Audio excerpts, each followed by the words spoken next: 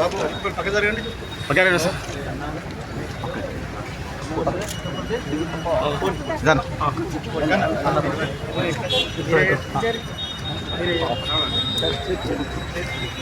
సుమారు 420 sub guarantees ఇచ్చామో వాటి విషయం కూడా మరి అమలు మొదలు పెట్టాలని చెప్పి అధికారంలోకి వచ్చినటువంటి కాంగ్రెస్ పార్టీ ఈరోజు 14 నెలలు పూర్తిగా వస్తున్నా ఎక్కడ వేసిన పోకడానికి.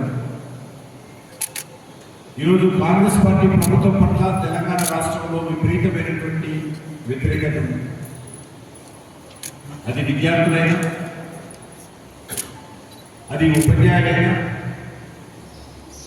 ఉద్యోగస్తులైనా, నిరుద్యోగులైనా, రైతులైనా, రైతు కూలీలైనా, వివిధ కుల సంఘాల సంస్థలైనా అన్ని వర్గాల ప్రజల్లో తీవ్రమైనటువంటి వ్యతిరేకత.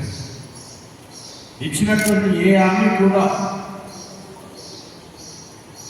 కాంగ్రెస్ పార్టీ ప్రభుత్వం పూర్తి చేయలేదు. ఉద్యోగాలు భర్తీ చేస్తాము 2 లక్షలు, మిగిలినటువంటి యువతకు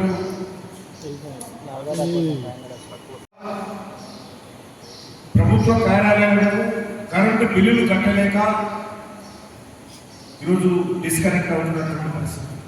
ఉద్యోగస్తులకు జీతాలు కలిగినటువంటి పరిస్థితి హిమాచల్ ప్రదేశ్లో ఉంది. కర్ణాటకలో కూడా ఇచ్చినటువంటి 5 గ్యారెంటీలు అమలు చేయలేకుండా ప్రభుత్వాలు చేతులెత్తేసినటువంటి పరిస్థితి కనిపిస్తూ ఉంది తెలంగాణలో. కాబట్టి ఈరోజు భారతీయ జనతా పార్టీ ఎక్కడెక్కడితో ఉత్తరప్రదేశ్ తీసుకున్నా, మధ్యప్రదేశ్ తీసుకున్నా, మహారాష్ట్ర తీసుకున్నా, రాజస్థాన్ తీసుకున్నా, ఛత్తీస్గఢ్ తీసుకున్నా, ఒక డబుల్ ఇంజిన్ సర్కారు ఉన్నటువంటి రాష్ట్రాలలో చాలా అద్భుతమైనటువంటి మంచి పరిపాలన అందిస్తూ ఉన్నాం. అందుకే తెలంగాణ రాష్ట్రంలో కూడా తెలంగాణ ప్రజల ఆకాంక్షలకు అనుగుణంగా పరిపాలన రావాలంటే ఇక్కడ కూడా డబుల్ ఇంజిన్ సర్కార్ రావాలి. దానికి మొన్న జరిగినటువంటి పార్లమెంట్ ఎన్నికల్లో తెలంగాణ ప్రజలు 8 స్థానాల్లో బీజేపీ గెలిచింది. పోలింగ్ బూత్కు వచ్చినటువంటి 100 మందిలో 37 మంది బీజేపీకి ఓటేసి ఆశీర్వదించారు. కాబట్టి రానున్న రోజుల్లో మరి ఈ యొక్క ఎన్నికల ద్వారా కూడా మరింత మద్దతు భారతీయ జనతా పార్టీ వచ్చినట్లయితే రానున్న రోజుల్లో తెలంగాణలో బీజేపీ బలపడుతుంది. తెలంగాణ ప్రజా సమస్యల మీద ఈ యొక్క శాసన మండలి ఎన్నికల తర్వాత భారతీయ జనతా పార్టీ తెలంగాణ పాలనలో మార్పు చేస్తానని చెప్పి ఒక ముఖ్యమంత్రి మార్పు వచ్చింది తప్ప, ఒక కాంగ్రెస్ పార్టీ మారింది తప్ప, టీఆర్ఎస్ పేరులో కాంగ్రెస్ పార్టీ మారింది, కేసీఆర్ స్థానంలో రేవంత్ రెడ్డి మారారు తప్ప పాలనలో మార్పు రాదు. అదే మోసం, అదే అవినీతి, అదే రకమైనటువంటి మోసపూరితమైనటువంటి చర్యలు, అహంకారపూరితమైనటువంటి చర్యలు, అధికార దుర్వినియోగము ఈరోజు జరుగుతూ ఉంది. రాష్ట్రంలో పూర్తిగా అభివృద్ధి కార్యక్రమాలు కుంటుపడ్డాయి. గ్రామీణ ప్రాంతాల్లో ఏ రకమైనటువంటి అభివృద్ధి కార్యక్రమాలు జరగడం లేదు. ముఖ్యమంత్రి మాటలు కోటలు దాటుతున్నాయి, ప్రకటనలు ప్రింట్ పేజీలో ఉన్నాయి, కానీ పనులు మాత్రము ఎక్కడ కూడా కనిపించే పరిస్థితి లేదు. ఈరోజు కాంగ్రెస్ పార్టీలో ఉన్నటువంటి మంత్రుల మధ్య సమన్వయం లేదు, కాంగ్రెస్ పార్టీలో సమన్వయం లేదు. తీరా ఈరోజు మరి రాష్ట్రానికి సంబంధించినటువంటి అనేక విషయాలు, అనేక రంగాల్లో పూర్తిగా ఈ యొక్క పరిపాలన వైఫల్యం గత 14 నెలల నుంచి చాలా స్పష్టంగా కనిపిస్తాం. అందుకే ఈ ఎన్నికలు, ఈ యొక్క శాసన మండలి ఎన్నికలు ప్రజల తీర్పు ఏదైతుందో కాంగ్రెస్ పార్టీ వైఫల్యానికి వ్యతిరేకంగా ఈ తీర్పు రానుందని భారతీయ జనతా పార్టీ అన్ని స్థానాలను పోటీ చేస్తా ఉన్నాం. మరి ఈరోజు ఈ యొక్క మార్పులో విద్యావంతులు కీలక పాత్ర పోషించాలని,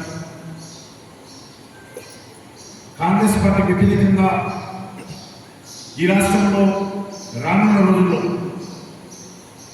తెలంగాణ ఉద్యమకారులకు ఆకాంక్షలకు అనుగుణంగా, తెలంగాణ ప్రజల యొక్క సంక్షేమానికి అనుగుణంగా, తెలంగాణ యొక్క సమగ్రమైనటువంటి అభివృద్ధికి ఈరోజు భారతీయ జనతా పార్టీయే రావాల్సినటువంటి అవసరం. దేశంలో ఎక్కడెక్కడైతే డబుల్ ఇంజన్ సర్కారు ఉంది, దేశంలో ఎక్కడెక్కడైతే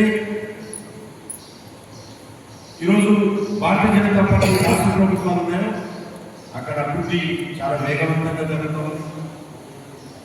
కర్ణాటక తీసుకున్నా, హిమాచల్ ప్రదేశ్ తీసుకున్నా, తెలంగాణ తీసుకున్నా, కాంగ్రెస్ పార్టీ రాష్ట్రాలకు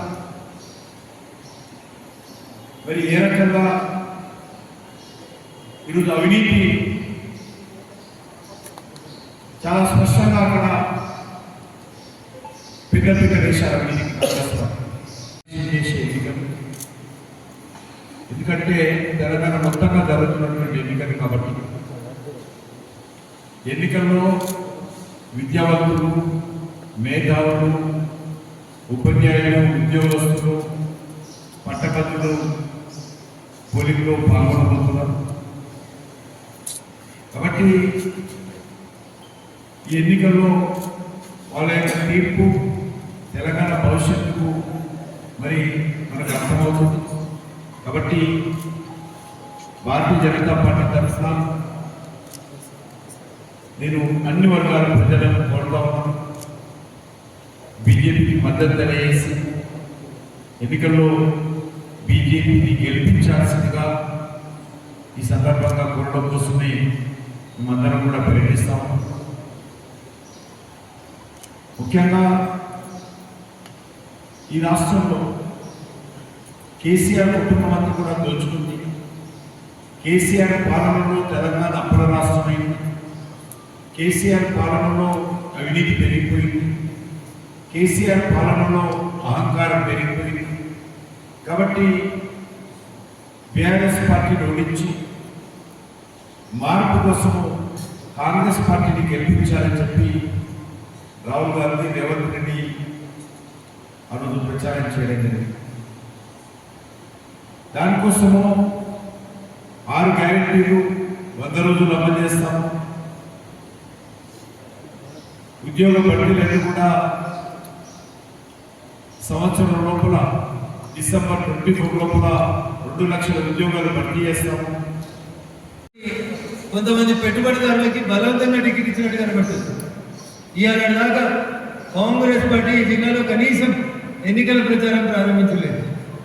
అభ్యర్థుల ప్రకటన దగ్గర నుంచి మొదలుకొంటే ఈ రోజు దాకా పాఠశాలలకు వెళ్ళినా, కేజీబీవీలకు వెళ్ళినా, బార్ అసోసియేషన్లకు వెళ్ళినా భారతీయ జనతా పార్టీ అభ్యర్థుల పట్ల ప్రజల నుంచి, ఓటర్ల నుంచి వస్తున్నటువంటి రెస్పాన్స్ అనేది మా గెలుపును ఎప్పుడో ధృవీకరించిందని ఈ సందర్భంగా నేను చెప్పదలుచుకున్నాను. కాబట్టి విఘ్నులైనటువంటి మేధావులకి మీ ఓటు దుర్వినియోగం కాకూడదంటే, నిజంగా మీ ఓటు ప్రజా సమస్యల పరిష్కారం వైపు పడాలంటే ఖచ్చితంగా భారతీయ జనతా పార్టీ నుంచి ఎమ్మెల్సీ అభ్యర్థులుగా పోటీ చేస్తున్నటువంటి పట్టభద్రుల ఎమ్మెల్సీ అభ్యర్థి అంజిరెడ్డి గారికి, అదేవిధంగా టీచర్స్ ఎమ్మెల్సీ అభ్యర్థిగా పోటీ చేస్తున్నటువంటి మల్క కుమరయ్య గారికి మొదటి ప్రాధాన్యత ఓట్లోనే బయటపడాలంటే దయచేసి వారి పేరుకు ఎదురుగా సీరియల్ నెంబర్ 1 వేసి వారిని మొదటి ప్రాధాన్యత క్రమంలోనే గెలిపించాలని సవినయంగా విజ్ఞప్తి చేస్తూ, నేడు మనందరికీ దశను ఉద్బోధించడానికి ఇక్కడికి చేసినటువంటి గౌరవనీయులు రాష్ట్ర పార్టీ అధ్యక్షులు గంగాపురం కిషన్ రెడ్డి గారిని మాట్లాడాల్సింది.